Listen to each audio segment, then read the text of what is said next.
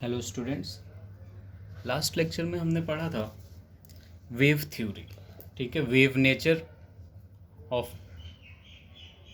Electromagnetic radiation. आज हम पढ़ेंगे particle nature of electromagnetic radiation. ठीक है, particle nature of electromagnetic radiation में सबसे पहला थ्योरी जो होता है प्लैंक्स क्वांटम थ्योरी आता है। ठीक है, अकॉर्डिंग टू दिस थ्योरी जो एनर्जी होता है आपका वो डायरेक्टली प्रोपोर्शनल टू न्यू होता है, यानी energy directly proportional to frequency. ठीक है, और इस प्रोपोर्शनलिटी साइन को जब हम हटाते हैं तो E इज इक्वल टू आता है H nu, E is equal to H nu. और ये जो H होता है आपका ये प्लैंक्स कांस्टेंट होता है। क्या होता है? Planck's constant. ठीक है, जिसकी वैल्यू होती है 6.626 इंटू 10⁻⁻34 जूल सेकेंड। ठीक है, लास्ट लेक्चर में हमने पढ़ा था कि nu is equal to C by lambda होता है, वेयर सी जो होता है आपका स्पीड ऑफ लाइट होता है, स्पीड ऑफ लाइट यानी speed of electromagnetic radiation which is equal to speed of light. ठीक है, ठीक है, और जो लैम्डा होता है आपका, लैम्डा वो होता है वेवलेंथ। ठीक है, तो हम यहाँ पे लैम्डा के टर्म में यानी वेवलेंथ के टर्म में भी ये फॉर्मूला लिख सकते हैं, E is equal to H C upon lambda. तो यहाँ पे दो फार्मूला मिल गए according to the Planck quantum theory, E is equal to H nu which is also equals to H C upon lambda. H is Planck's constant, C is speed of light and lambda is wavelength. Lambda is wavelength. ठीक है, इस पे हम question करते हैं अब। Two radiations, one having red colour, lambda is equal to 7.5 into 10⁻⁵ centimetre, और orange with lambda is equal to, let's say lambda red is equal to कितना है 7.5 into 10⁻⁵ centimetre, and lambda orange is equal to क्या है 6.2 into 10⁻⁵ centimetre. यहाँ पे lambda के term में अगर फॉर्मूला लिखे एच सी अपॉन लैम्डा, जिसको हम ऐसे भी लिख सकते हैं ई इन्वर्सली प्रोपोर्शनल टू लैम्डा, यानी जिसका वैल्यू लैम्डा का छोटा स्मॉल, ठीक है, उसका एनर्जी क्या होगा? ज़्यादा होगा। तो यहाँ क्या दिखा हमें कि लैम्डा जो ऑरेंज है वेवलेंथ वो लेस देन रेड का है। ठीक है, इसलिए एनर्जी ऑफ ऑरेंज जो होगा वो greater than energy of red according to this. ठीक है, energy inversely proportional to lambda, यानी लैम्डा छोटा होगा तो एनर्जी बड़ा होगा, और लैम्डा बड़ा होगा तो एनर्जी छोटा होगा, वेवलेंथ। ठीक है, लैम्डा फॉर वेवलेंथ। एक और क्वेश्चन करके इसको क्लियर करते हैं हम लोग। यहाँ देखिए question, calculate the frequency and wavelength, calculate the frequency and wavelength of photon with energy 3.98 into 10⁻⁻15 joule. ठीक है, यहाँ देखिए फ्रीक्वेंसी हमें निकालना है, एनर्जी दे रखा है। ठीक है, तो हमें पता है E इज इक्वल टू क्या होता है, एच न्यू होता है, क्योंकि एनर्जी दे रखा है आपका और फ्रीक्वेंसी हमें निकालना है, तो frequency is equal to E by H हो जाएगा। ठीक है, E कितना दे रखा है 3.98 इंटू 10⁻⁻15। एच का वैल्यू अभी अभी हमने पीछे लिखा था 6.626 इंटू 10⁻⁻34 जूल सेकेंड होता है, और ये जूल होता है। जूल से जूल कैंसिल हो जाएगा। अब ये इससे जब हम सॉल्व करते हैं तो इसका वैल्यू आ जाता है आपका न्यू इज इक्वल टू आ जाएगा 6 इंटू 10⁻18 पर सेकेंड। ठीक है, ऑलमोस्ट इसके बराबर आ जाएगा। ठीक है, तो ये हो जाएगा आपका फ्रीक्वेंसी, ये न्यू क्या है आपका फ्रीक्वेंसी निकल गया। अब हमें क्या निकालना है? वेवलेंथ निकालना है। ठीक है, न्यू इज इक्वल टू क्या होता है सी बाई लैम्डा होता है, और लैम्डा इज इक्वल टू क्या हो जाएगा सी बाई न्यू हो जाएगा। सी का मतलब 3 इंटू 10⁻8 मीटर पर सेकेंड। ठीक है, और न्यू का मतलब कितना निकाले अभी हमने, न्यू यानी फ्रीक्वेंसी 6 इंटू 10⁻18 पर सेकेंड। ठीक है, तो यहाँ देखिए 18 पर सेकेंड है, जब इससे सॉल्व करेंगे हम तो हमारा वैल्यू कितना आ जाएगा आपका, lambda is equal to 0.5 into 10⁻⁻10 metre, और which is also equals to 0.5 angstrom, क्योंकि 1 एंगस्ट्रम इज इक्वल टू होता है 10⁻⁻10 मीटर। ठीक है, तो यहाँ से ये पार्ट निकल गया। E is equal to H nu से न्यू निकाल लेंगे, यानी फ्रीक्वेंसी, और nu is equal to C by lambda से। लैम्डा ऐसे भी निकाल सकते हैं इस फार्मूला से, E is equal to H C upon lambda से लैम्डा यहाँ लेके चले जाएंगे एच सी अपॉन ई करके, इसका वैल्यू और इसका वैल्यू रख के लैम्डा यहाँ से भी निकाल सकते हैं हम लोग। ठीक है। तो ये रहा आपका प्लैंक क्वांटम थ्योरी, जिसको हमने समझा और उस पर क्वेश्चन किया। नेक्स्ट जो थ्योरी है आपका, वो है आपका फोटो इलेक्ट्रिक इफेक्ट। ठीक है, ये बहुत ही आसान है, फोटो इलेक्ट्रिक इफेक्ट। ठीक है, देखिए होता क्या है फोटो इलेक्ट्रिक इफेक्ट। जैसे सबसे पहले इसको डिफाइन करके मैं समझाने की कोशिश करता हूँ, उसके बाद एग्जांपल लेंगे। The phenomena of ejection of electron from the surface of a metal when light of suitable frequency strikes on it is called photo electric effect. और जो इलेक्ट्रॉन्स एमिटेड होते हैं, निकले हुए इजेक्टेड इलेक्ट्रॉन्स होते हैं, उसको फोटो इलेक्ट्रॉन्स कहते हैं। जैसे इसमें होता क्या है कि सपोज कोई मेटल सनलाइट के पास रखा हुआ है, सनलाइट ऊपर से आ रहा है, इंसिडेंट हो रहा है, ठीक है, वो मेटल क्या होगा, एनर्जी गेन करेगा। ठीक है, अब वो जब एनर्जी गेन करेगा तो उसके इलेक्ट्रॉन भी एनर्जी गेन करेंगे, और इलेक्ट्रॉन एनर्जी गेन करके एक्साइट होंगे। ठीक है, उस एक्साइट होने के बाद वो मूव करना शुरू करेंगे, इजेक्ट होना शुरू करेंगे, एमिट होना शुरू करेंगे। उसी फेनोमेना को हम क्या कहते हैं, फोटो इलेक्ट्रिक इफेक्ट कहते हैं। ठीक है, उस फेनोमेना को हम क्या कहते हैं, फोटो इलेक्ट्रिक इफेक्ट कहते हैं। ठीक है, अब देखिए अलग अलग मेटल सरफेस का अलग अलग थ्रेशोल्ड फ्रीक्वेंसी होता है। थ्रेशोल्ड फ्रीक्वेंसी का मतलब ये होता है मिनिमम फ्रीक्वेंसी, जैसे minimum energy on which an electron can emit, electrons can emit from a metal surface, उसे थ्रेशोल्ड फ्रीक्वेंसी कहते हैं। ठीक है, मिनिमम फ्रीक्वेंसी, क्योंकि फ्रीक्वेंसी और एनर्जी क्या होता है, डायरेक्टली प्रोपोर्शनल होता है। ठीक है, ठीक है, और मिनिमम एनर्जी की जब बात कर देते हैं तो वो आ जाता है आपका वर्क फंक्शन की बात हो जाती है। किसकी बात हो जाती है, वर्क फंक्शन की। ठीक है, जैसे देखिए क्या होता है यहाँ पे कि फोटो इलेक्ट्रिक इफेक्ट क्या होता है आपका, एक मिनट सॉरी, इसको भी डिफाइन कर दे, थ्रेशोल्ड फ्रीक्वेंसी को। It is the minimum frequency of light needed to cause photo electric effect. ठीक है, अगर फ्रीक्वेंसी मिनिमम होगा तो एनर्जी भी क्या होगी, मिनिमम होगी। ठीक है, जिसको हम क्या कहते हैं, वर्क फंक्शन कहते हैं। क्या कहते हैं, वर्क फंक्शन। ठीक है, इसको वर्क फंक्शन को फाई या डब्ल्यू नॉट से रिप्रेजेंट करते हैं, फाई या फिर डब्ल्यू नॉट से रिप्रेजेंट करते हैं हम लोग। ठीक है, minimum energy required to eject an electron, minimum energy required to emit an electron,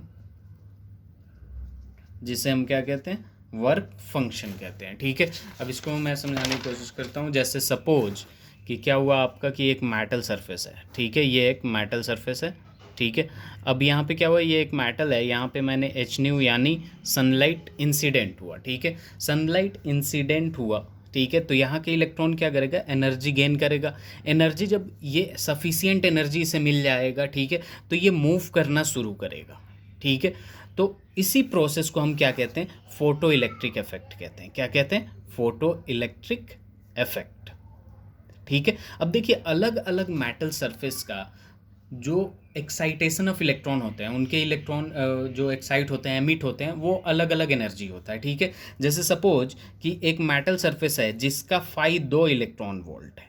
ठीक है, ये जो इलेक्ट्रॉन वोल्ट होता है ये यूनिट ऑफ एनर्जी होता है, यूनिट ऑफ एनर्जी होता है। ठीक है, 1 electron volt is equal to होता है 1.6 इंटू 10⁻⁻⁻⁹ जूल। जूल एनर्जी का तो सुना था अब तक आप लोगों ने।